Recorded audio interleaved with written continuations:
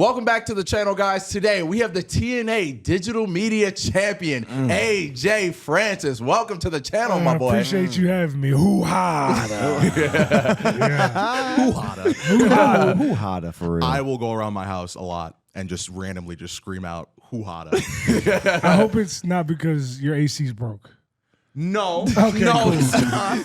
Cool. However, if it does go on, I will also say Perfect for that instance as well. that. Digital Media Champion, how does it feel? This is your first singles title on television, yeah? Yeah, my first title on TV. I've had titles on independent promotions before, but this is the first time a television show has graced me with the honor of being a representative for them.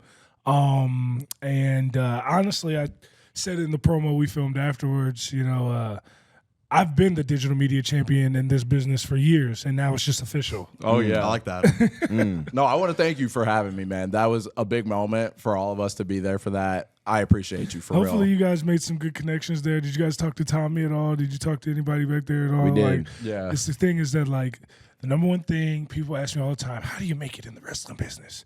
You got to have the right people that like you. Yeah. There's a lot of wrestlers that are shit that are in prime positions because the right person likes them in every company. It's not just WWE. It's every company has guys that don't deserve to be there but get prime opportunities because the right person likes who they are. So, like, if the right guy likes you, you'll get all the opportunities in the world. Luckily, the right people like me.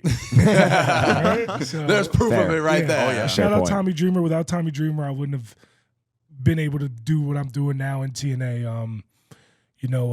Tommy brought me into the fold when Scott was still there, and then when Scott, left, Tommy made sure to let me know that he was like, "You're good. Like, I still got you. Everything's still on. Everything's still going to plan." I was like, "All right, cool." And then the plan worked. Shout out Tommy. You know Shout what I'm out saying? Tommy, man. I love Tommy. It seems like most of the TNA guys backstage are like really cool. Like we've spoken to a select few of them, but I'm sure everybody seems like a really cool guy. TNA is a great place, man. TNA, last night, I won the Digital Media Championship, and afterwards, there was like 20, 30 of the boys and the girls, and even like management, upper management, the big bosses, just out in the hotel lobby, putting a couple brews back, you know what I'm saying? A couple White Claws, couple Modelo's, you know what I'm saying? All the guys smoking cigars outside in the little porch patio area. Joe Hendry sitting there eating 20 wings and a giant pizza. I don't know how the hell he does that shit. But, like, that's what I'm saying. Like, it's a brotherhood. Like, it's different. And it's like one thing people ask me all the time, and Tommy said this joke before, it was like, people are like, how do you get to TNA? Well, the easiest way to get to TNA is to go to WWE and get fired. Right? That's it. Right? That's the easiest way to get to TNA, right? But because a lot of people there, Gail Kim was in WWE, Tommy Dreamer was in WWE, Santino Marella was in WWE, Lance Storm was in WWE, even Robert, the head of creative, he was in WWE as a writer. Like, a lot of the guys used to be in WWE, so they know what that system was like, and they know what they didn't like from that system, and they want to make sure that the parts that they do like from that system are retained, and the parts that they don't like are not part of what we're doing.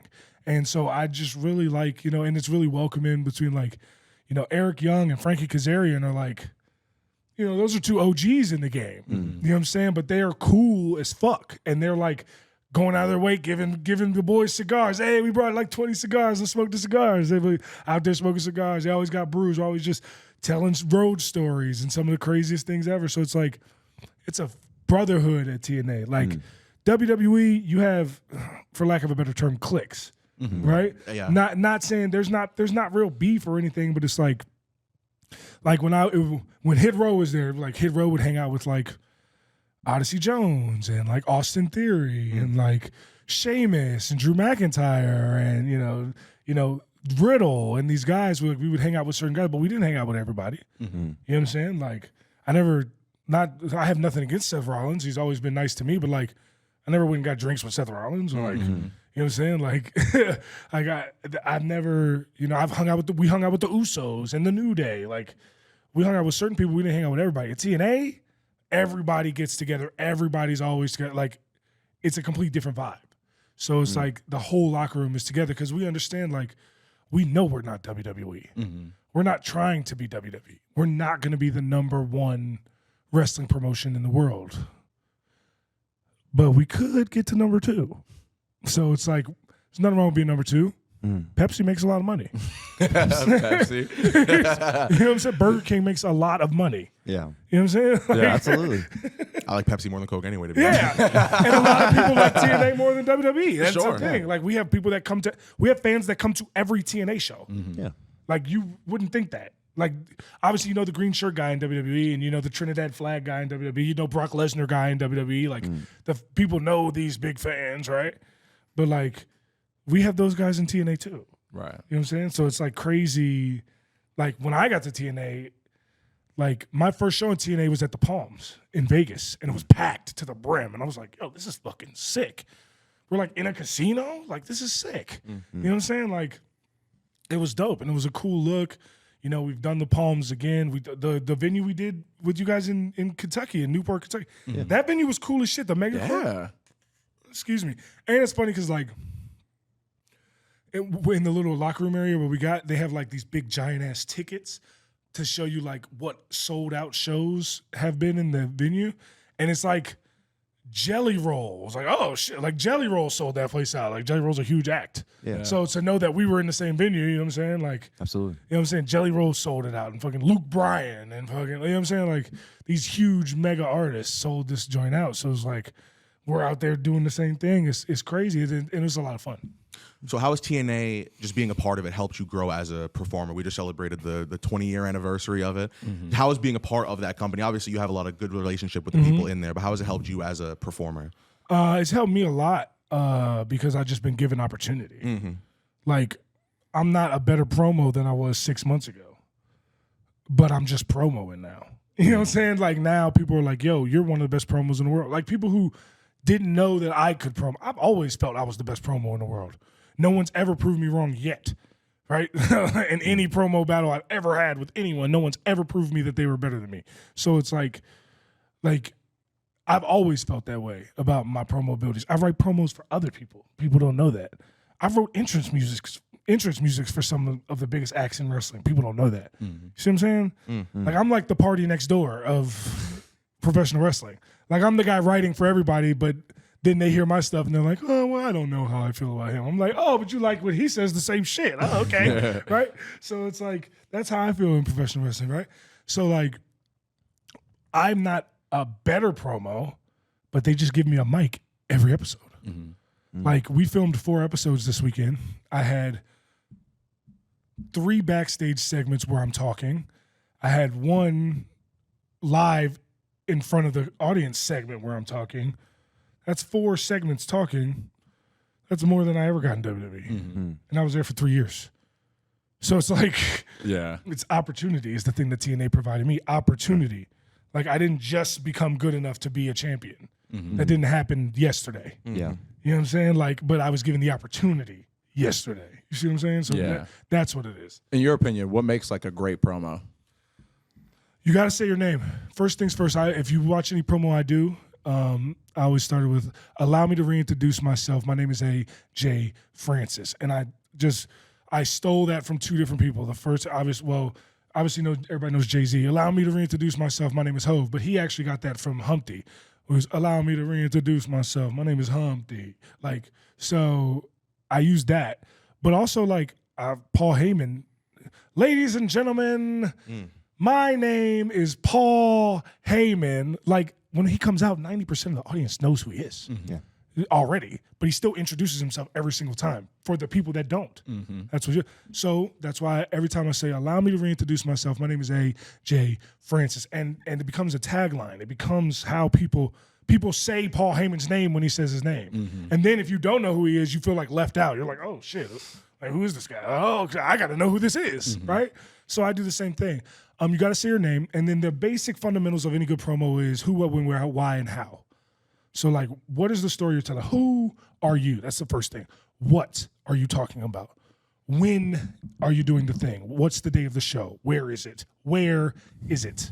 Like, where are you going to be for it? Why do we give a fuck? and how are you going to get done whatever you're talking about, right? So it's like that is the basic fundamentals of any good promo. Now me, I take it a step further and I like to weave a story in between because I'm a poet. So I like to add little elements that, like, if you're really paying attention to what I'm saying, that, like, you'll be like, oh, wow, he really was saying something different. Like, I did a promo against Joe Hendry, and I was like, it's clear that those people believe in Joe Hendry, and why wouldn't they? He's the longest reigning digital media champion of all time. So I've already put him over, right, at the point. I've already made it so that, like, people should give a fuck about him. He's the longest reigning digital media champion of all time. And then immediately I go, but those people also used to believe in Santa Claus, the Tooth Fairy, and the Easter Bunny, and it didn't make them any more real. See, I'm real.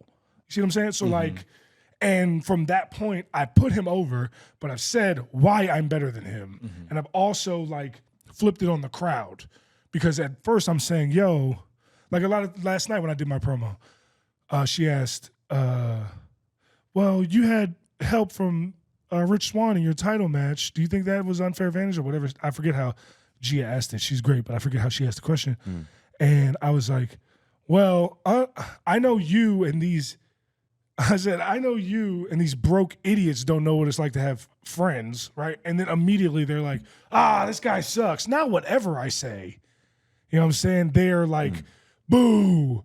I could then go back to complimenting them, but they already heard me call them broke idiots, so they know I'm lying. You know what I'm saying? It's like flipping it on the crowd, who, what, when, where, why, and how. Introducing yourself. These are key elements of promos. And the thing is like confidence and believing in yourself. Like when I say I'm the best promo in the world, each one of you are like, you might not agree with me, but you're like, I believe that. You know what I'm saying? Like, but if I'm like, man, I really think I might be like the best promo in the world. You don't believe that shit. You don't believe nothing I'm saying. But I got that confidence in myself. I know it's the same thing with working a match, bro. You work a match, if you're not confident in that ring, everybody watching can tell. Everybody watching can tell. Like, when I first watched some of my early stuff, like my first couple matches on NXT, I was not confident. I didn't know what I was doing. I literally, one match, I gave my two-man move where I have one on my shoulders and I'm carrying one in a crossbody position, and I call it the world's strongest wasteland. I call it the world's strongest wasteland, and I do both slams. Boom, I slam them both. Like, that's a huge move. I didn't know, but I was still so green not knowing what I'm doing. Like, I did it, and instead of letting that register, getting the crowd, I, like, picked the guy up and, like, gave him a clothesline after that. Like, the fuck for? Like, the clothesline is not bigger than the move I just did. Like, let that register, do whatever you're going to do next. But I didn't have the confidence in myself to know that I could just do something and just let it sit and let it marinate with the crowd. You know what I'm saying? So it's like having confidence in yourself, everything you say, introduce yourself, who, what, when, where, and why, and how. If you're a heel, flip it on the crowd, right? Like, these are elements. And if you're a babyface, play to the crowd. Like, the easy ones are like, right here in Cincinnati, Ohio, right? Like, everybody knows Mick Foley does that, but it worked every fucking time. You know what I'm saying? It worked every time. It works every time, right? Like, and the inverse works every time too. We did a show in Columbus, Ohio, which is Ohio State territory, as you all know. And we were landing on the plane. I was like, yo, we got to shit on Ohio State and say something about how we like Michigan or whatever. When we in the promo tonight, and the guys were like, yeah, okay, yeah, blah, blah. But they were like trying to come up with other ideas too, which, I mean, the creative process, we all have our thing. And then we get to the rental car place, and there's an Ohio State sticker on the window at the rental car place. I'm like, see? I was like, this is all these people care about here is fucking Ohio State. They don't care about the Blue Jackets. They don't care about the Columbus Crew. They pretend they do, but what they actually give a fuck about is Ohio State. So in the promo, I said, they call me Top Dolla because I get nothing but them big face blue Benjis. That's why I always say, go blue. And the fucking place, boo, you suck. Right? Like, simple, flip it on the crowd. Like, flip it on the crowd. Who, what, when, where, why, and how. Play to the crowd. Introduce yourself. That's what makes a great promo. All I did was copy Paul Heyman. Copy the greats. Like, if you watch every Paul Heyman promo, he does that every time. He's the greatest to ever do it for a reason. And, I'm a Paul Heyman guy. Paul loves me. You know what I'm saying? So Shout out Paul Heyman. shout out Paul Heyman. You talk about that family feel that you get in TNA. Give me some of your favorite, road stories. You ever have like a funny story or a funny incident that happened? In TNA or just in general? I would say just in general, but more likely if you have anything in TNA specifically. Okay, well, there's a funny one. We're driving through middle of nowhere, Canada. Okay. It's Hit Row, right? And middle of nowhere, Canada. It's beautiful because there's no light pollution at all. The stars are beautiful. And at the time, I had undiagnosed diabetes, so I was pissing every 45 minutes. And I thought it was because I was drinking a shit ton of water, which I still do, obviously, but it was because I had diabetes and I didn't know it. And I'm like, yo, pull over, bro. I got to go. And then, they're like, man, we only need another half hour. I'm like, yo, I got to fucking piss. Let's pull over. So Tootie pulls over the car because Brianna never drove. And while I was out there, while we were out there, they were just like, fuck it, we're going to do it. So all three of us are just pissing on the side of the road in the middle of nowhere, Canada, right? Okay. And there's no cars around us the entire time we're driving. It's 2 a.m. It's dark as shit. And in the fucking 45 seconds that we were all pissing on the side of the road, maybe 30 cars drove by. And we're like, what the No way. And we're just like, oh, shit, right? But luckily, obviously, none of them were cops. But we had to go. You know what I'm saying? We had to go. And those are fun. A lot of stuff I did on the road with Hit Row. One thing, we like to travel a lot. So, if we got booked for an overseas show, we would let's say, so what they do is if we're going to do a European tour, right? They'll film 2 episodes of SmackDown in one day. They film 2 episodes of SmackDown in Pittsburgh, right? They tape the first one was live, and then they tape one afterwards, right? So if we're going to be in a tour for Saturday, Sunday, Monday, Tuesday, whatever, and then be off Wednesday. But they already taped that SmackDown the following week. So really, you don't have to be back to wherever SmackDown is until the following Friday. So you got a little bit over a week off, basically. So we would just stay in Europe. You know what I'm saying? So we would the tour ended in, I want to say it ended in Germany, I think. Yeah, it ended in Germany. We stayed an extra day in Germany. Then we went to Amsterdam. Then we went to Belgium. And then we went, we were just going around hopping places and shit. And a lot of those stories, some of those stories I don't want to tell on the air. That's okay. Don't do it. It's okay. But let's just say when I was in a German nightclub, I went into the bathroom and there was 2 stalls in the bathroom, but there was 6 dudes in those 2 stalls combined. And I'm not really sure what was going on there, but I knew to just piss and get the fuck out. You know what I'm saying? Yeah. Also, in TNA though, what's funny is one of my good friends, I played football with him in college. He lives in Windsor, and we did a show in Windsor. And it was the first time. That's why I made sure to get drinks last night after I won the title. I was out partying till 2:30 in the morning, and I come back to the hotel, and fucking Frankie Kazarian and Eric Young and a bunch of other guys are still in the lobby just drinking, having a good time. And Eric Young was like, I come over, I'm like, yo, you got any brews? He's like, yeah. He's like, yeah, I can't, I do a shitty EY voice, but this is what he sounds like, right? He's like, yeah, come on over, kid. So I go over there. But hey, I like your $1 million man gimmick. It's really good. It's really good for you. It's working real well. I'm like, thanks, EY. I appreciate you, man. Big fan of yours too. He's like, hey, but quick question. Why don't you get us any drinks, huh? Every time you come in here, you get drinks, but you don't never bring any. You know what I'm saying? Thought you were $1 million man. What's up with that? And I was like, I got you next time. So the next time I brought drinks, EY wasn't even there. And I was like, fuck. It's like going to the register to and there's a tip jar, and you gotta wait till the person sees you put the tip in the jar. You know what I'm saying? Screw's gonna ask you a question. You know what I'm saying? Because you can put $5 in there, but they don't see it. They'll just be like, "Oh, this cheap motherfucker." You know what I'm saying? Yeah. But So As far as like the cool thing is like with the road stories in TNA is that like we're all in the same hotel. We all just like hang out afterwards. We don't really like hit the road. Like the getting to the hotel is the road. You know what I'm saying? In WWE, like you'll do a show in one city, then you got a show in another city the next night, then you got a show in another city the night after that.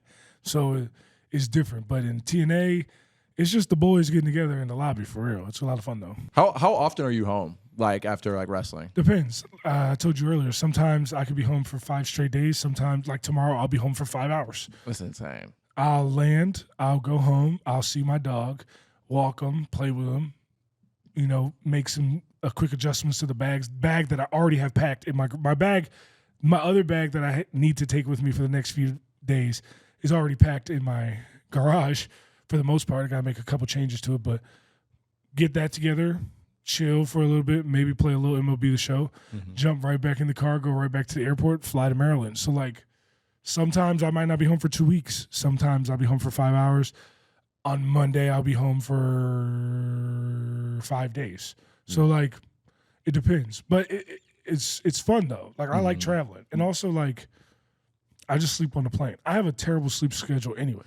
Like, I'm up till 4 in the morning usually most nights anyway. So, like, for me, being able to stay up till 4, then go to the airport to catch a 6 a.m. flight, and then it's like time travel. Like, I'll literally get on the flight, I'll board the flight, I'll go take a piss, I'll take my big man little plane picture that I love to post that people love, and then I'll sit in my seat, I'll put my seatbelt on, and then I'll wake up in whatever fucking city I'm in. Yeah. I'll wake up when the wheels go. You know what I'm saying? Yeah. Most of the time I don't even remember takeoff. I'm already asleep. Knockout. So it's like it's not that bad. It's bad in the sense that every plane is not built for big people. So that sucks. Yeah, I know. Story of my fucking life. Yeah. That's one of the reasons I started doing the big man little plane pictures, is to show people how ridiculous it is for me to even just take a piss on a plane. Yeah. You know what I'm saying? I'm in the Because you'll be like hunched over in those pictures. It's like, oh. And then don't let it be a private flight. If it's a private flight, bro, it's ridiculous. Like, I can't even stand up in them. I'm like hunched the whole time. It's like, people are like, you should fly private. It'd be better for you. I'm like, you've clearly never flown private, because the bathrooms are smaller on the smaller planes, my boy. Yeah. Do you enjoy being busy? Like, would you rather stay at home? Yeah, I mean, obviously I'd like being at home, but I'm on a run right now. You know what I'm saying? Like, I'm doing something right now that a lot of people can't do. Like, realistically, and this is not me tooting my own horn. Let's just be fucking real. Who's doing it like me on the independent scene? You could say Cardona, but not no more. He hurt. I hope speedy recovery. Great guy. We got a lot of business to make in the future. You know what I'm saying? But, like, who doing it like me? For real. I'm asking the question. Who? Wada. Who doing it like me? Who's booked every weekend? Who's on every show? Who's on MLW, NWA, and TNA? Who? So let me ask you that. Let me ask you, is there a wrestler that you enjoy watching, like from a fan perspective? Like somebody you enjoy watching maybe do a promo? Or oh, yeah. I love a lot of guys in this business. I'm a fan of this business. I'm in this business because I'm a mark. Like, sure. Don't get it wrong. Like, this right here is the logo for WrestleMania 30. Oh, wow. It was the first WrestleMania I went to. I wanted a wrestling tattoo, but I didn't want to get like the WWE logo, like a giant mark. Like, I wanted it to be like a tattoo that you look at it and you're like, oh, that's a cool tattoo, and you don't know it's a wrestling tattoo till I tell you. Yeah. You know what I'm saying? I would have never knew that. You would have never knew it. It's just 3 X's. Yeah. But it's the logo for WrestleMania 30. Because I went to that WrestleMania. It was the first one I ever went to as a fan. When I got money in the NFL, the first thing I did was go to wrestling shows. I went to 5 WrestleManias as a fan. I went to Royal Rumbles. Like, you got some money, and what the fuck do you do? We be at them You know shows, what I'm baby. saying? Just like y'all. I'm no different than y'all. I just played football in the NFL. It's only different. You got it off the internet. Like, yours was a way, I don't want to say easier because it's rarer. Well, it's probably just as rare as making it to the NFL. But, like, physically, it's easier. Yeah, You know what I'm saying? I would say going to the NFL is harder. Yeah. Physically, it's way easier to do it off the internet, right? But, like, you know, like, it's the same concept. Like, I got money, and I was like, yo, I'm going to all this shit. I bought the fucking travel package. You know what I'm saying? I didn't spend 20 bands on that motherfucker. I did spend 6 bands on it though. I spent $6,000 for WrestleMania 32. WrestleMania 32, I spent $6,420. I remember exactly, and it got me first 4 rows to NXT, the Hall of Fame, SmackDown, Raw, and WrestleMania. I was like, that's a fucking bargain. $6,000 and I'm first 4 rows and all that shit. God damn. You know what I'm saying? I wish I Like, had money back then. yeah. Yeah, because that shit, point. you can't even get one of them shows first rows for $6 no more. Hell no. And that also included fucking my hotel. Well, that was hotel included? The hotel included, Jesus. and it included meet and greets. Yo. That's how first time I met Dean Ambrose. First time I'm John Moxley, obviously. First time I met Charlotte Flair. Well, not the first time I met Charlotte Flair, but the first time I met her in a wrestling capacity. First time I met Roman Reigns. First time I met Kevin Owens. Like, I got to do the meet and greets at Access. Like, this all came with the package. I spent that money. Oh, I'm a yeah. huge wrestling fan, bro. I've been my whole life. So it's like, I understand that aspect of it. I'm a huge fan. There's so many people I'm a huge fan of. The reason, if you look at my gear and just realize that I'm the hood Kevin Owens. The hood Kevin Owens. That's all I am. I'm if Kevin Owens grew up in the hood and had a little bit more flavor. It's all. We wear the exact same thing. Cut off t-shirt. Mine's a basketball jersey. Shorts, leggings, and I wear sneakers. He wears boots. Like people, because my whole time growing up, when I was a kid, I thought it was so weird that these grown men would wear underwear in front of all these kids. I thought that shit was so weird. It's still weird, but we just don't talk about it. Okay? So it's like, it's still weird. It's still super weird, but we just don't talk about it, right? So I was like, if I'm a wrestler, I will never be wearing them little drawers. Yeah. Never. I'll never be wearing them little drawers. Trust me, I can fill out some little drawers. Trust me. You know what I'm saying? You know what I'm saying? And that's not the issue. It's the fact that like that shit is weird to me, right? Yeah. So like I was like, but if I'm a wrestler, I don't want to dress like that. Like that's just not me. It's just not me, right? So I was like, who has a style that I could like emulate, but like put my own spin on it? Kevin Owens, huge fan of his. And the independent scene, which is where I think your question is more tailored to. I love Effie. Effie's great. I don't know if you guys know Effie. Effie is great. Me and Alex Kane, by the time this airs, we'll have already had the match. Me and Alex Kane basically stole an idea from Effie. Effie's a good friend of mine. Effie and Pero had this match at this bar in Orlando, and it was like a King's Throne match. And basically, it's like you got to sit in it's like a last minute standing match, but you have to sit in the throne for 10 seconds to be the winner. Okay. Right? So, like that's the whole premise of the match, right? So, I'm basically taking that entire idea for this ritual combat match I'm having with Alex Kane. And we built the whole storyline around this match because I saw them do it, and as the wrestling fan in me, watching them do this, mind you, I'm in NXT at the time. The wrestling fan in me watching them do this, I'm just like, I need to do a match like this. Like, this is 3-4 years ago now, maybe even more.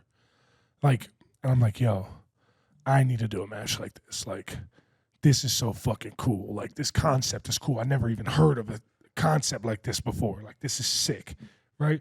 So I've been just waiting for an opportunity to do it. And then the whole storyline between me and Alex Kane is based off Black Panther. Like me coming in, trying to take over his crew. I take it over. Now he's got to win it back. We're doing ritual combat, literally. Like, you know what I'm saying? Like, the whole thing's Black Panther. So there's no better time to do the throne match gimmick. You know what I'm saying? Absolutely. It's like another one, Alex Kane. Like, MLW is technically not an independent, but when people say independence, you really mean anything that is not WWE or AEW. Sure. Let's just be real. Who else would I like to work on? And who I'm a fan of that I like to work in independence. Off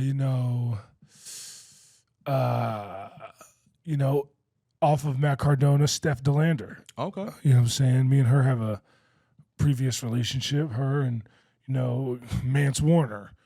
I already did Joey Janela. A lot of people in GCW. I have a lot of respect for a lot of those guys. you got guys that are super overlooked, like Darius Carter. You know, technically he's not on the independents anymore because he's in AEW, but like Brian Keith. You know, there's a bunch of guys that I would love to work with, like the Shane Taylors, but he's really in AEW. I've worked with him before, but I'd love to do it again. You know, O'Shea Edwards, the Big Bad Kaiju. You know what I'm saying? Like, you know, a bunch of guys. There's a bunch of guys that I'm a fan of in this business, and like, if you're any good, I like you. Mm-hmm. Like, perfect example is Joe Hendry. Joe Hendry ain't changed shit. Like, Joe Hendry is the same character he was before we started feuding. Joe Hendry has the same entrance music since 2019. But a babyface that people like, working with the best heel in the world, you're welcome, makes someone a superstar. Like, people talk about Hulkamania, but they don't ever give Roddy Piper his credit for creating the demand of Hulkamania. Mm-hmm. You know what I'm saying? Like, Roddy don't get his credit for that. Mm-hmm.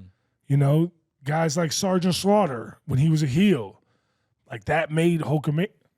Andre the Giant, Hulkamania is like only as good as the heels that he was working with. Mm-hmm. Because you see how people shit on John Cena. He carried the business for 10 years, but they're like, but he was on top the whole time. Well, that's because everybody that came up, like, he would be feud with him for a little while and then it would fizzle out. Mm-hmm. He was just the guy. You know what I'm saying? Like, you're only as good as the guy you're dancing with. Mm-hmm. Your dance partners. Mm-hmm. You know what I'm saying? You're only as good as the guy you're in there with. If I'm the best, it's easier to do as a heel because if I get enough heat, it doesn't matter who the babyface is. They're going to cheer for him no matter what. Mm-hmm. But if you don't have a good heel and you don't get sympathy as a babyface, this is going to be a quiet-ass match. Nobody's going to give a shit. Mm-hmm. You know what I'm saying? Yeah. So it's like you're only as good as the people you work with, and there's a lot of good people that I want to work with. You know, and especially now as the digital media champion, I can go anywhere, do anything, work with anybody. So That was going to be my next question to you. Is there any wrestler that you haven't wrestled yet that you would like to? Effie, he's to be a perfect person to face for the digital media championship.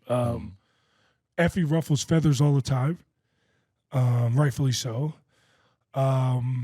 Who else? Who would be a good candidate for the digital media championship? I'm trying to think of you. I need some more training under my belt. Okay. No, you don't. No, you don't. If you're athletic at all, I say people always ask me, "Yo, you got DJ Who Kid and Bun B and all these guys. It's Sean Merriman. All these guys who aren't wrestlers getting involved in the things that you do wrestling wise, like." How? I'm like, because they're my friends. Mm-hmm. Like, if you listen and you're athletic, and you can wrestle a match tomorrow. Like, it's not that hard. Mm-hmm. We're not expecting you to go out there and do a 60-minute, time limit draw with Kenny Omega. You see what I'm saying? Yeah. Like, we need you to do 2 or 3 spots, brother, and then just stand there on the apron in between all that. Like, that's it. It's not that hard. And because of that, like, I plan on doing independent shows and like trying to like wrestle celebrities. Mm-hmm. I don't give a fuck about who I wrestle. Mm-hmm. Like, to me, you don't have to be like, sure, would it be great to do a fucking 30-minute TNA World Heavyweight Championship match with Moose? Absolutely. Mm-hmm. But like, I don't need 30 minutes, bro. I was just talking about it with Mustafa Ali yesterday. Another great person I'd love to wrestle for this match, for this belt. We were talking about it yesterday.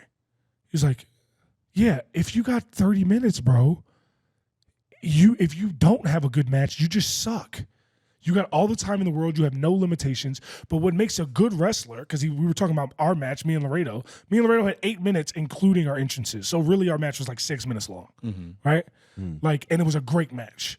He was like, when you have the parameters of you only got this much time, and you can't do this because this person's doing this later in the show, and you can't do this because you can't do table spots and all this other shit that's going to bring the people up because it's not a non-DQ match. When you get limited, you start here and you get limited down. Okay, this is what you can do, and you still have a good match. That's when you're a good wrestler.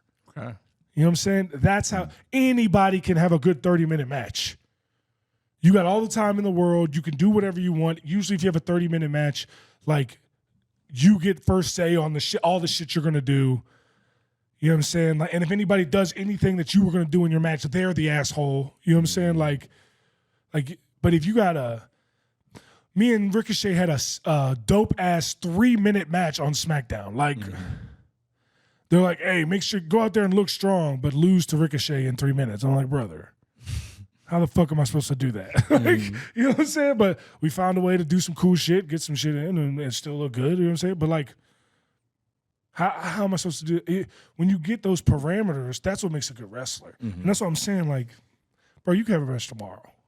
All of you can have a match tomorrow. It's not that hard to do. Like, if you have someone in there that knows what the fuck they're doing. Why do you think Johnny Knoxville is a fucking knockout, standout grappler, brother? No, Sami Zayn's just that fucking good. Yeah, that's fair. You know what I'm That's saying? fair. You know what I'm saying? Stephen Amell. Come on, man. No, Cody Rhodes is that fucking good. You know what I'm saying? Bad Bunny did a great job. Damian Priest is that fucking good. You see what I'm saying? Like, didn't Kenny Omega like wrestle a broom or some shit? Yeah, he did. Oh yeah. You know what I'm saying? Like, if you're good enough, you know what I'm saying? It doesn't. You can carry the other guy. You just need one guy who really knows what the fuck they're doing. You know Who what do I'm you think is the best celebrity wrestler?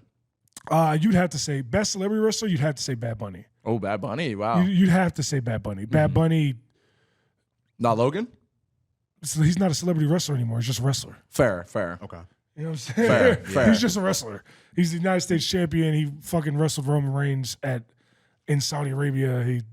He's been in multiple Royal Rumbles. He's not a celebrity wrestler anymore. He's on the roster. You know what I'm saying? Like, he's just a wrestler. He was a wrestler who was famous beforehand, but he's a wrestler.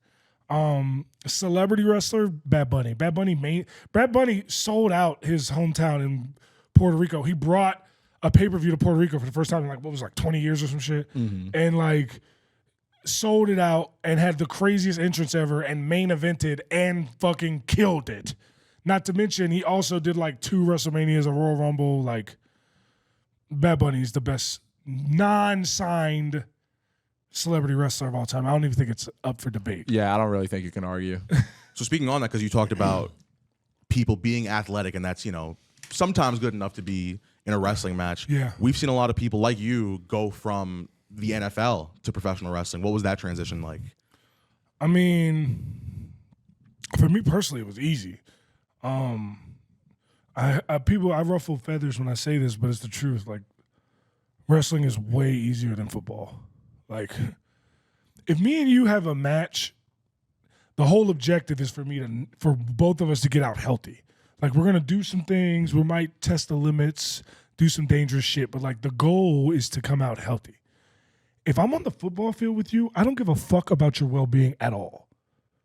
Like, I will throw you on your fucking head if I think it'll give me an advantage. I will slam the shit out of you the first opportunity I get. And I don't give a shit what happened. Like, when we're on the football field, I'm literally fighting for my life. You know what I'm saying? Like, and if I get a chance to take you out, I'm gonna do it. If you're an offensive lineman and I'm a defensive lineman and you're good and I know you're good and you get hurt and the guy behind you isn't as good, oh, I'm finna eat today. I'm finna eat today. Like, that's all that is. But like, if you're a main event guy and I'm a main event guy and you get hurt because of me, like, that's a detriment to me. Like, that makes me look bad. See what I'm saying? Yeah. Like, the Saints got in trouble for Bountygate because they was trying to hurt people, but everybody's trying to hurt people. That's a dirty little secret in the NFL. Yeah. Nobody wants to play against the starting quarterback of any team if he's any good. If you could play against Aaron Rodgers or you could play against, what was the Zach Wilson, what you trying to do? You know what I'm saying? Like Zach Wilson all day, baby. you know what I'm saying? All damn day. And that's I'm just being real. Like Yeah, you're real. that's how the NFL works. I don't give a shit about your safety. Like I'm not gonna be dirty. I'm not gonna dive in the back of your knees or some douche. But if you happen to get hurt, oops. That's the game. It's the game. If I grab you and I'm taking you down to the ground, I'm gonna throw my. You remember Carson Wentz rookie year? He missed like the last couple preseason games because he got his ribs fractured. I landed on his fucking ribs as hard as I possibly could. And he was like, oh. Guess what? That was a preseason game. That was just me trying to make sure I made the team. Imagine what I'll do when there's real money on the line. That's another thing. You said there's a lot of guys coming from the NFL. A lot of guys say they're from the NFL. Okay. If you ain't playing no real regular season games, you ain't really playing the NFL. It's a lot of guys that get invited to rookie minicamp or have a NFL jersey helmet on for like 3 days in practice and then never see the NFL again. And they're like, yeah, I made it to the NFL. Like if you get a WWE tryout, did you make it to WWE? Nope. You know what I'm saying? Yeah. You know what I'm saying? Like if you signed to NXT but never wrestled in NXT, did you make it to the main roster? No, you didn't. It's the same thing. It's like a lot of people get credit for playing in the NFL and they didn't play in the NFL. The only guy that I give credit to that I know of off the top of my head that didn't actually play in an NFL game like regular season or postseason, but I give him credit for playing in the NFL is Baron Corbin. And that's because Baron Corbin was on the active roster and could have played in games, but offensive linemen don't rotate unless somebody's literally playing like shit or somebody gets hurt. It's not like wide receivers sub almost every play. Like DBs play the whole game, but like D-line, we sub all the time. You know what I'm saying? Like O-line doesn't sub. Your 5 guys go out there, and as long as one of them's not playing like shit and nobody gets hurt, they're all 5 are going to just stay in the game. That's just how that works. So like I give Baron Corbin his credit. The rest of these guys, no. Okay. Like you look at even Brock Lesnar. Brock Lesnar, I've said this before. Brock Lesnar would beat the shit out of me in a fight. I'm not sitting here pretending that I'm this unbeatable thing. Brock Lesnar will beat my ass. But he is nowhere near the level of defensive lineman I was, and not even close. If you watch his tape, he looks like a fish out of water. He doesn't look like he should be there. He's strong, he's athletic, he hustles, but like it's more than that to playing football. Like I can tell you how to take on a double team 25 times. Attack the first man, wait for the second man to come, throw your hip into him, drop your hip, drop your knee, wait for the second man to come off, rip through, come through the gap, make the play. I can tell you that till you're blue in the face, but that don't mean you can do it. Yeah. You know what I'm saying? Okay. You could be strong, you could be athletic, but that don't mean you can do the job. You know what I'm saying? Yeah. I want to touch on that. I'm not too familiar with your football side of things, so I want to know, where'd you go to college and what teams in the NFL did you play for? So I went to University of Maryland. Okay. I had like 25 offers. I really could have went all over the world. I could have went to UCLA, could have went to Notre Dame, could have went to Georgia Tech, Florida State, Vanderbilt. It's funny because like I could have went to Auburn and Alabama, but that was also before Saban got there. Okay. And it was so like at the time Alabama was worse than Maryland. So I was like, the fuck would I go to Alabama for when Maryland's 20 minutes down the road and they're better than Alabama, right? And then while I'm there, Nick Saban goes there and he wins 3 national championships, and I'm like, okay, well, I'm an idiot, right? So, but I could have went to Miami. That was another one. So like it was a bunch of places I could have went, and I chose Maryland because I love the staff. I love being close to home. And like I say this to guys who decide to go to Maryland. It's like my decision wasn't for 4 years, it was for 40 years. When you're from that area and you go to Maryland and you could have went in other places, the respect that you get from the fans, from the people in that area, like the fact that I played in the NFL and I went to Maryland and I'm from Maryland, like I go places in Maryland, my money's no good. They'll be like, put your goddamn wallet away, sir. This is on us. You know what I'm saying? That's awesome. That's fantastic. You know That's awesome. saying? So, but like, and that was before the NIL. I was getting illegal under the table shit. NCAA would fire my ass now if they knew, but yeah. So like, but like, now it's like, then I went from Maryland and I ended up going, I went undrafted. Okay. And true story, I've told the story before, but it's funny every time. Okay. So $500 was the difference between where I started my NFL career. So the way it works is, in the draft, you're getting calls from teams. They're like, we might draft you. If we don't draft you, would you like to sign as an undrafted free agent? And I'm like, oh, okay, cool. So I didn't get drafted. But the moment the draft ended, I had 9 offers on the table. Okay. And the 2 best offers was I got $5,000 signing bonus from the Dolphins and $7,000 signing bonus from the Lions. Okay. So I was like, sure. At the time, I had like $120 in my bank account, right? So I was like, shit, 7G sounds good. You know what I'm saying? This is money. You know what I'm saying? Absolutely. So I tell my agent, I'm like, shit, Detroit offered me $7,000. We going to Detroit, baby. You know what I'm saying? Yeah, okay. So my agent calls Miami and he goes, thank you for the offer, but Detroit offered $7,000. So he's going to go to Detroit. So then the guy from the Dolphins goes, well, we can give you $7,500. I was like, sold. All right. So $500 is the difference between me being a Lion or Dolphin starting my career. True story. So I go to Miami. I have a killer preseason. Nobody expected it from me. I expected it from myself, but nobody expected it from me. And the Dolphins had so much money invested. Dolphins had one of the best D-lines in the league. They had like 5, 6 Pro Bowlers on their D-line. So like nobody expected me to make that team or even come close to making that team. And I played well enough to make the team, but they already had spent so much money on some of those guys. And I was a rookie. They were like, we're going to put him on practice squad, let him marinate for a little while before we need him.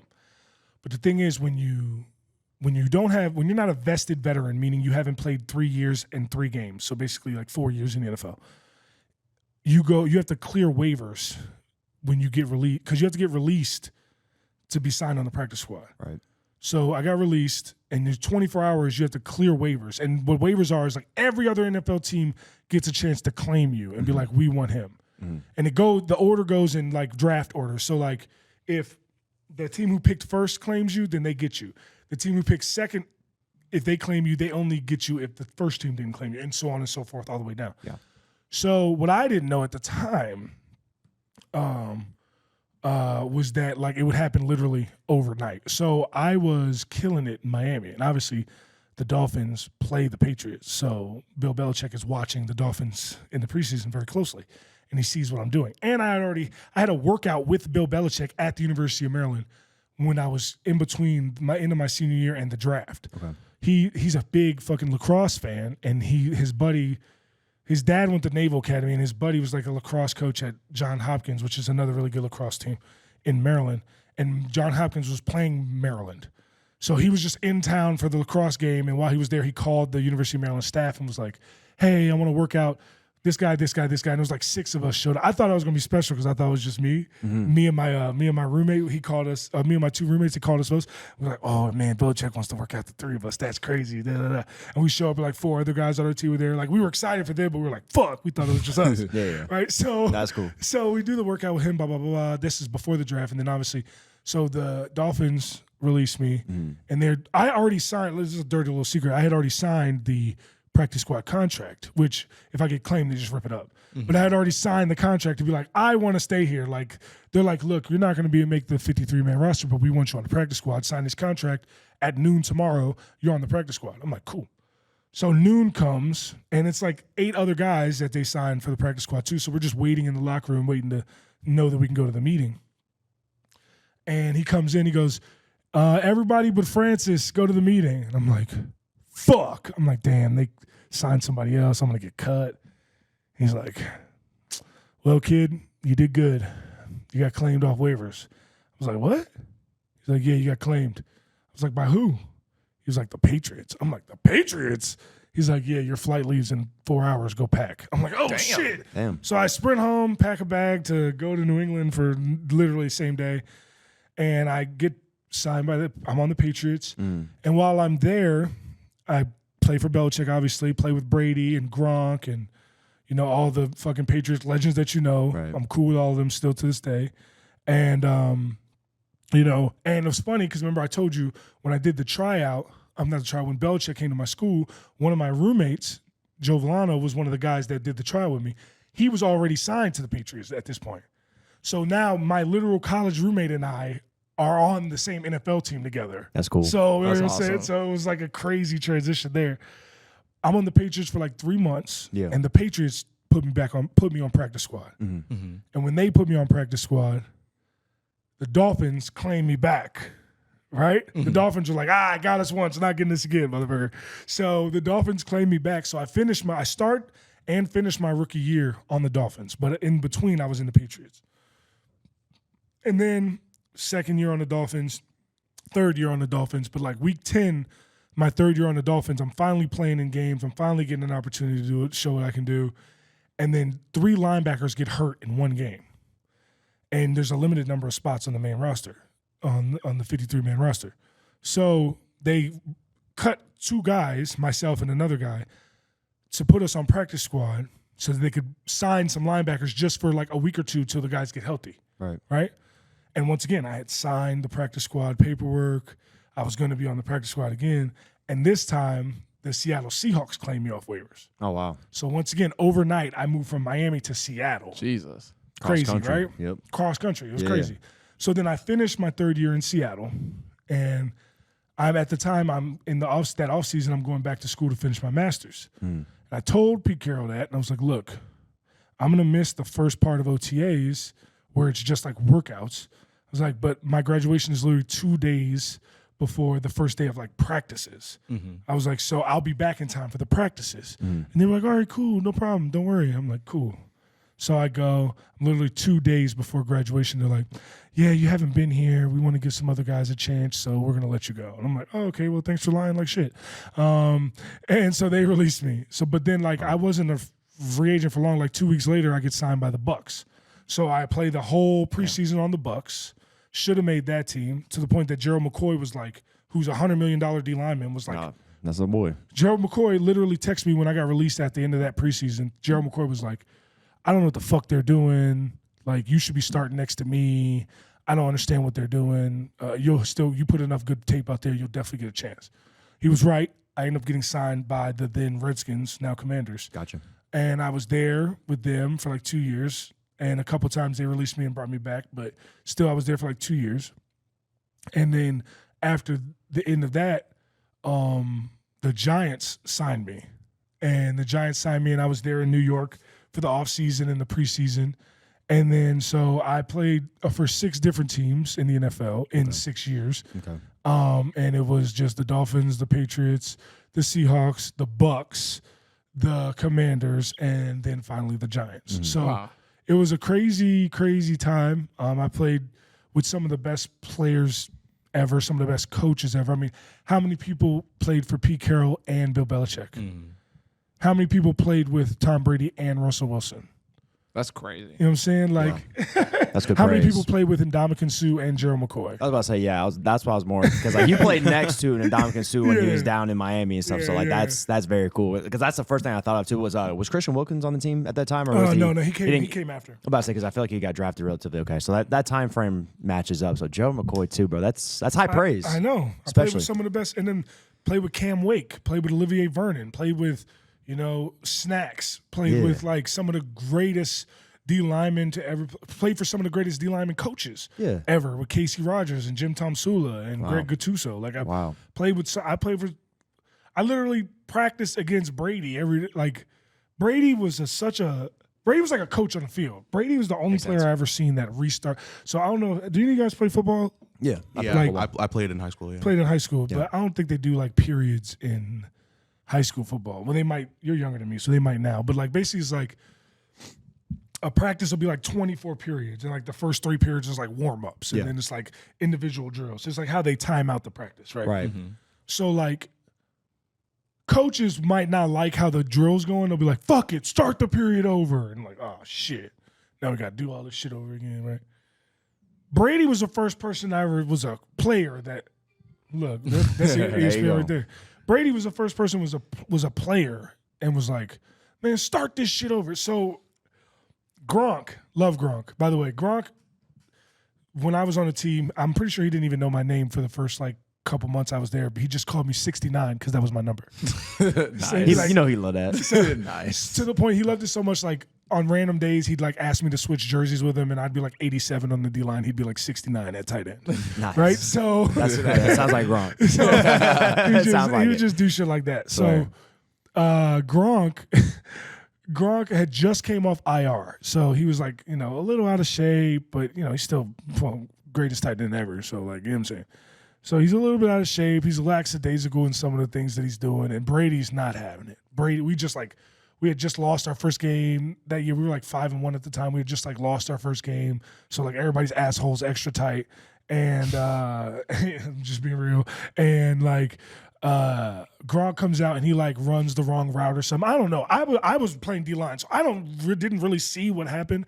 But he like was either like lackadaisical on his route or like ran the wrong route, something that pissed Brady off. And Brady was like, Gronk, what the fuck are you doing? You know what? Start this fucking period over.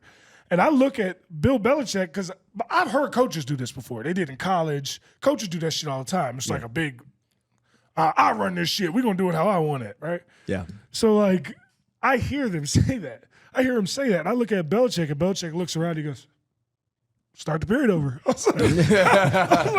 was like, damn, Tom Brady got the fucking stroke, brother. Listen, here's the crazy part. So when I was there, the media didn't know this at the time. I think it's well known now, but like Brady was not practicing on Wednesdays, I think.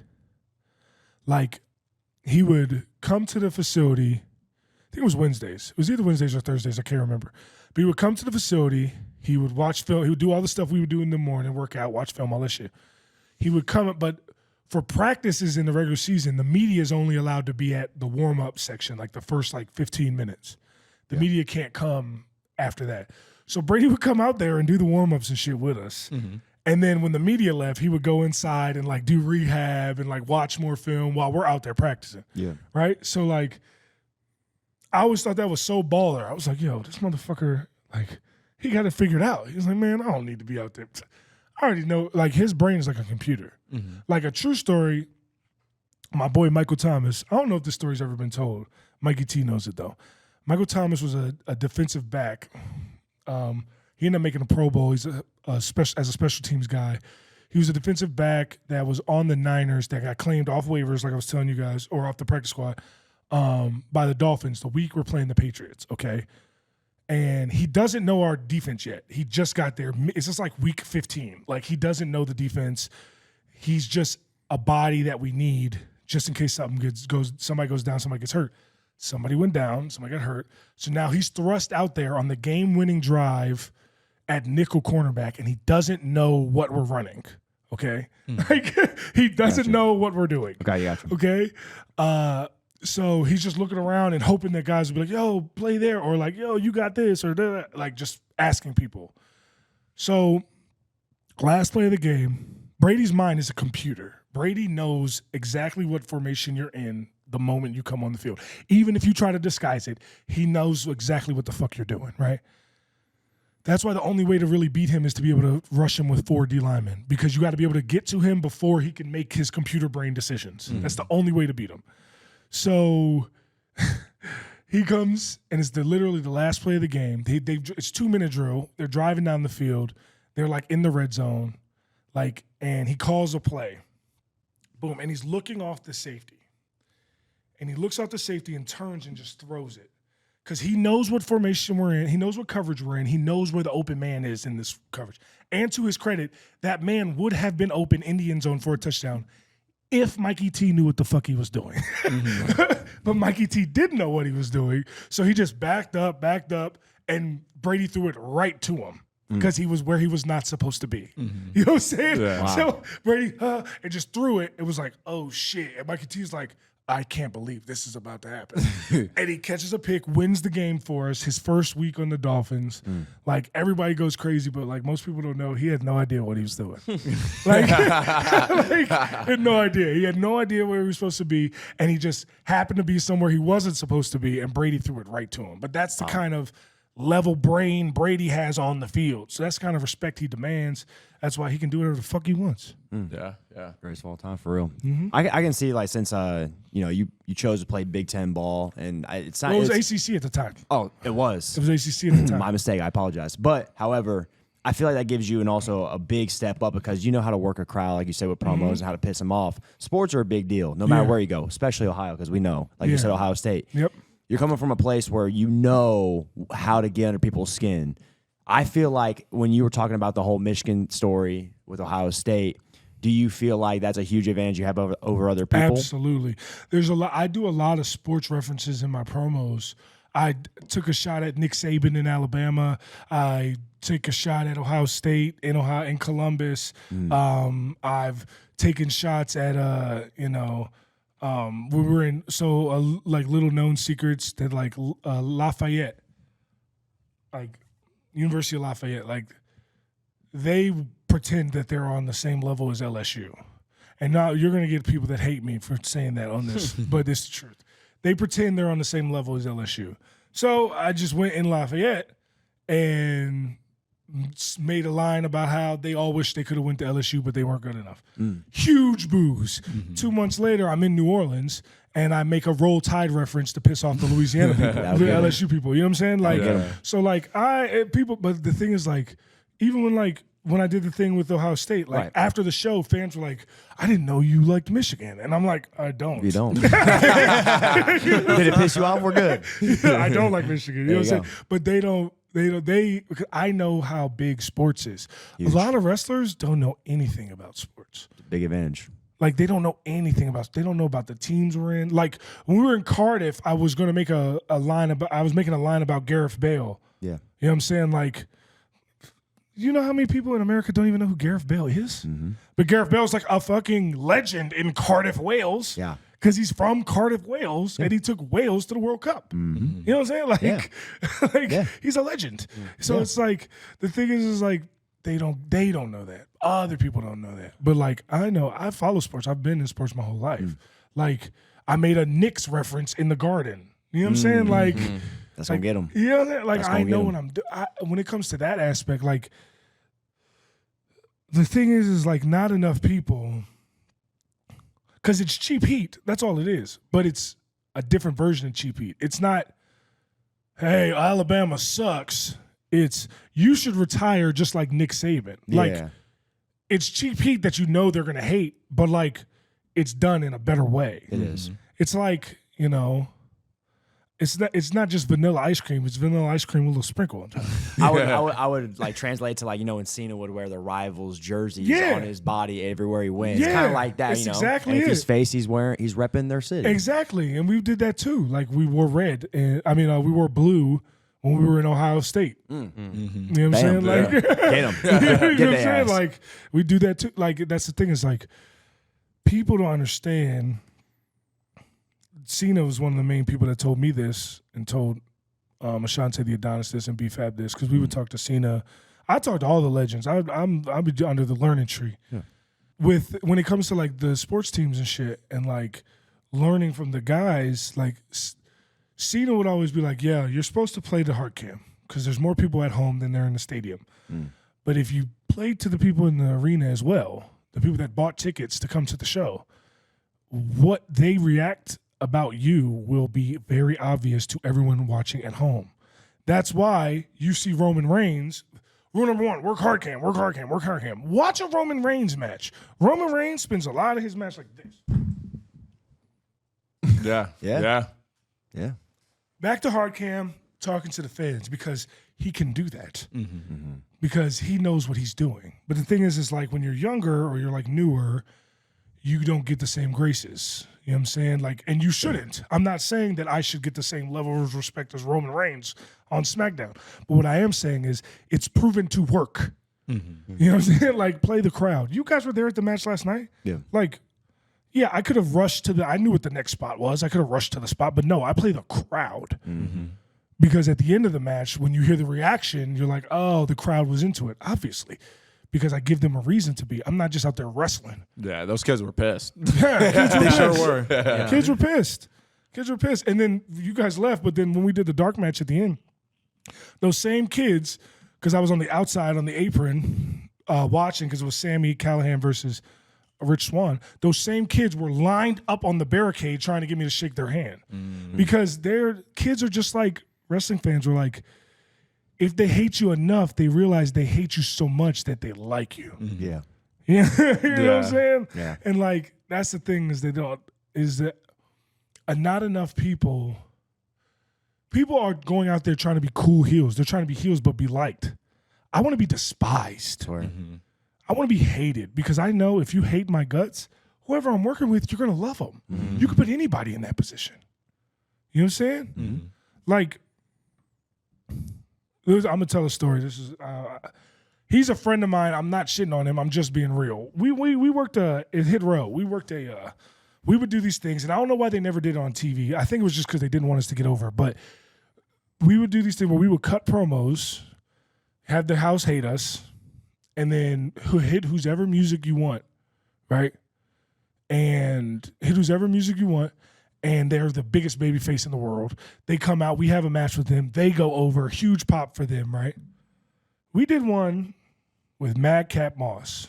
Now, this is no disrespect to Madcap Moss or Emma. I love them both, but I'm just being real here, okay? Have you ever heard a Madcap Moss chant in your life? No. No disrespect. Can't say I have. No. Then people was chanting, Madcap Moss, Madcap Moss, because we came out and cut a promo, made them hit our guts, right? Yeah. Tahuti was working the match. Tahuti's one of the best workers in the world. Ashante the Adonis, he's one of the best workers in the world. I stand on that. We had him hot and bothered. Madcap Moss came out, got a huge pop. He had this great match with Tahuti. 2 weeks later, they had him wrestling for the Intercontinental Championship versus Gunther on SmackDown. You know where we were? Catering. So it's like what we're showing you, we can do this with anybody, bro. Like Madcap Moss at no point in his like when he was doing the stuff with Baron Corbin, that was cool. But like he was never an over babyface. And he's my friend. I'm not talking shit about him by any means. I'm just being real. You know what I'm saying? I was never an over babyface either, except for the night that we came back. You know what I'm saying? Like, and I never wanted to be. I'm not a babyface. It's not realistic that someone 5'10", 195 pounds can beat my ass for 10 minutes. I'm not a babyface. Like, just be real. Like, I'm going to eventually be a babyface because I'm so good as a heel, like a lot of heels do, but I'm a fucking heel, brother. So, like, I'm not sitting here saying I'm so much better than him as a babyface, but I'm just being real. He wasn't one. And he was a huge babyface the night he worked with Hit Row. And if I'm lying, please somebody pull that footage up. Please somebody pull the footage up. I don't even remember what city he was in, but it was 15,000 people there. Somebody got footage of the Madcap Moss Champs versus Hit Row at the dark match to open up SmackDown. Somebody got it. And you can actually find the date pretty easily because, like I said, 2 weeks later he was facing Gunther for the Intercontinental title. And we were sitting in the back like, ain't this about a bitch? Like, when we gonna get our shot? Like, we showing we can do this with anybody. Like, when we gonna get our shot? It never came. You know what I'm saying? But like, the truth of the matter is like, these guys, as long as you're a good heel, you can get any baby face over. And like, it doesn't really work the other way. Like, it can. Like, you can have someone who's so loved that the heels get booed, but that's hard. Like, even Cody Rhodes, like, they're going to cheer hard as fuck for Cody Rhodes, but that don't mean they're going to boo the other guy unless they just don't like him. Fair. You know what I'm saying? It's hard the other way. Before we wrap up, I want to ask you, what goals do you still have left in wrestling that you'd like to accomplish? I want to be a world champion. Digital media title is great. And I'm very grateful for the opportunity. But I think if any promotion is smart enough to put their world title on me, that we're gonna make a lot of money because I can make people hate my guts, and I can make a baby face a star. I've done it more than once. I never get my flowers, but I've done it more than once, and I will continue to do it time and time again. And I'm gonna do it again with this title.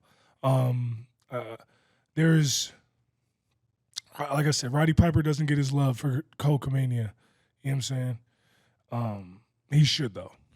And not enough people give credit to the heel when the babyface skyrockets. Like I said, once again, great guy. Have no personal vendetta against him. We're just playing characters. But like 3 months ago, did any of you know who Joe Hendry was? I knew of him, but like his catchphrase got ingrained in my head 3 months ago. Yeah, You know what I'm 100%. saying? Yeah. I knew the Yeah. catchphrase before I knew Joe Hendry Correct. for real. Exactly. And the thing that blew up was all the videos he was doing in our feud. Yeah. You know what I'm saying? He first went viral on TikTok. You know what the first video that went viral on TikTok was? There was the video of me, him, and Cody Deaner in the hallway when I say, "Why did you clap?" And all the comments, "Why'd you clap? Why'd you clap? Why'd you clap? Why'd you clap?" Like, I believe in Joe Hendry. Like, that's really where that whole TikTok craze of Joe Hendry started, if you go back and look. And I'm not saying it's just me, because we got guys like Robert, who's on the writing team, that's working with Joe, and you know, Joe's a talented performer who is musically inclined, and I appreciate that as someone who's musically inclined as well. But like, the heel never gets the credit they deserve. Now, the boys in the back will be like, "I'm trying to feud with you." The boys in the back will be like, "Yo, what you doing after you done with Joe Hendry?" Like, "I don't know, bro." Like, "Man, I'm trying to feud with you." Like, the boys know. You know what I'm saying? The boys know, but you know, they never. I'm getting my credit now.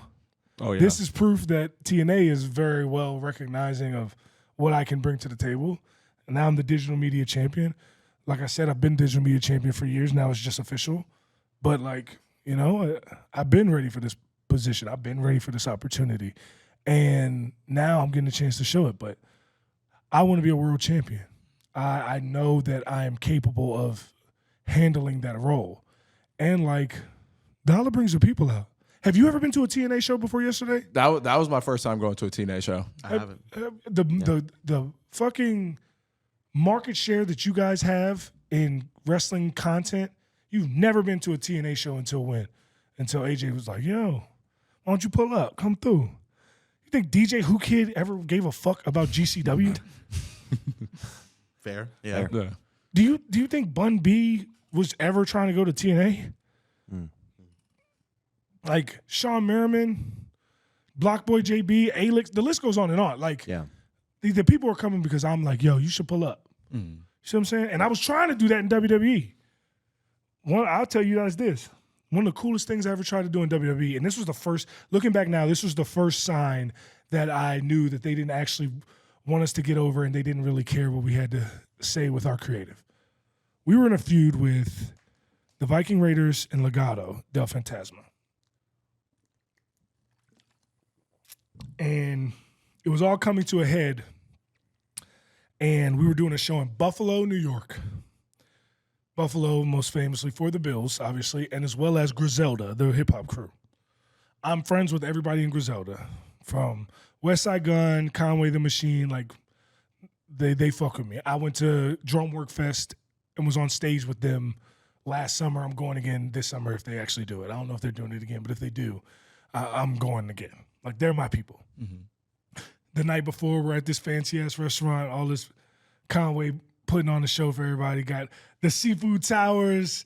He's like, "Bring the whole menu." It's a great time, right? So, like, he was doing his, you know, Goodfellas impersonation, right? It was a great night. Those are my guys. I also went to strip club with West Side Gun. That was a good time too. We had a great time there. But like, they're my boys. So I had this idea. I was like, look, pitch this to creative. Look, Legado debuted by showing up and beating our ass.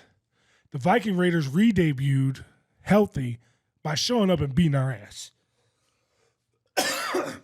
We're tired of getting our ass whooped in character. So I was like, look, here's what I want to do. Because it was the three of us were building to a triple threat match. I said, have a match between the two of them, Legado and Viking Raiders. Let it go for like 2 or 3 minutes. Like, it doesn't even have to go long. And then let us show up through the crowd like we're going to jump them like they've been doing us. And then when they are in the ring and realize, well, shit, there's more of us than there is of them, and they're the heels anyway, like, we're going to join forces together and beat up Hit Row. And at the very moment they do that, my homeboys who I called from the Buffalo Bills, who are friends of mine, who ended up going to the show, I was like, have them jump over the barricade. The Buffalo Bills jump over the barricade, and then Griselda, who I had come to the show because they're my boys, have them jump over the barricade. So now we're in Buffalo with the biggest sports team in the town and the biggest music group they've ever had in their town as well. Basically, the two biggest things Buffalo's ever created, pop culture-wise, in the last 20, 30 years, joined forces with Hit Row, and all they got to do is jump the barricade. And now, once you got all these NFL players and these rappers all over the barricade with Hit Row, now we outnumber the heels. The heels are like, oh shit, let's get out of here. They just back down and go up the ramp. There doesn't even have to be any physicality. We take the ring with the Bills and Griselda, and now we're like huge baby faces. The place is going crazy. It's all over ESPN. It's all over, all What's New Hip Hop, and it's all over The Source, and it's all over, World Star. It's all over everywhere. It's a huge moment for sports and music. It puts Hit Row over and all this. And they was like, yeah, that sounds like a great idea. And we didn't even get booked to be at Buffalo. We didn't even go to Buffalo. Damn. And not only did we not go to Buffalo, but then the day of the show, I get a call and they're like, hey, are your Bills friends still coming? And I'm like, yeah, they got tickets. They're probably still going to go. They're like, okay, thanks. They involved the Bills in the main event and had them be part of what they were doing. Oh. And I'm like, this is crazy. Like, we could have really had something there where it was like a huge crossover moment. Like, imagine the Buffalo Bills and Griselda going over the barricade in Buffalo to help the hip-hop baby faces against these heels that have been kicking our ass. That's fucking wrestling 101. That would have been huge. And it was just, and it wasn't even like they didn't have to pay the bills. Like West Side Gun bought like 5 front row tickets. Damn. With his own money. And when I told him, yo, we're not even booked for Buffalo, he was like, man, I'm not even going. He didn't even go. He bought the tickets and was like, fuck it, I'm not even going to go. Because he felt disrespected by the fact that they didn't want to do this when it was obviously a really good idea. You know what I'm saying? That was the first time I was like, all right, I guess it's not in the cards for us. You know what I'm saying? Yeah. So it's like, but that's the thing is I love so much about TNA now is that like TNA listens to my ideas. People are like, man, what's the difference between now and when you were in WWE? It was like, I get the mic. They listen to my ideas. Like, I don't have to jump through hoops and pray that I get a crumb. I get the whole loaf. You know what I'm saying? And that's the biggest difference, honestly. And I'm just grateful. It's helped me in opportunities, helped me show who I really am, helped bring this together. I appreciate you guys for having me. I appreciate this whole thing. I hope you guys had fun at TNA. No, we had a lot of fun. Blast, bro. Yeah, I mean, if you ever want to come to another one, we're doing Chicago and Montreal are the next 2 ones. We got Chicago, Philly, and Montreal are the next 3. So let me know if you guys want to pull up. You're more than welcome to come. They're really big on when they bring people who aren't wrestlers into the wrestling world. They just want to make sure that you guys have the respect for the business, but you guys are wrestlers. You know what I'm saying? So I got a thumbs up for you to come back. You know what I'm saying? That's awesome. So that's cool. I've never got a thumbs down from anybody. I make sure to bring the right people. I do have something brewing for Chicago that may or may not be a thumbs up or a thumbs down. I'll see. I don't want to even get into that. But hopefully it can work out. It would be crazy if it does. But yeah, thank you guys for having me on the show. This has been a lot of fun. Thank you for coming on the podcast, man. We greatly appreciate you. And congratulations again on winning the TNA Digital Media Championship. Yes, sir. Where can they find you on social media?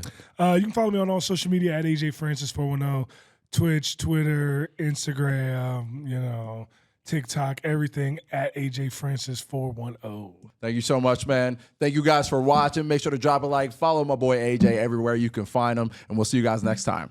Deuces. Peace.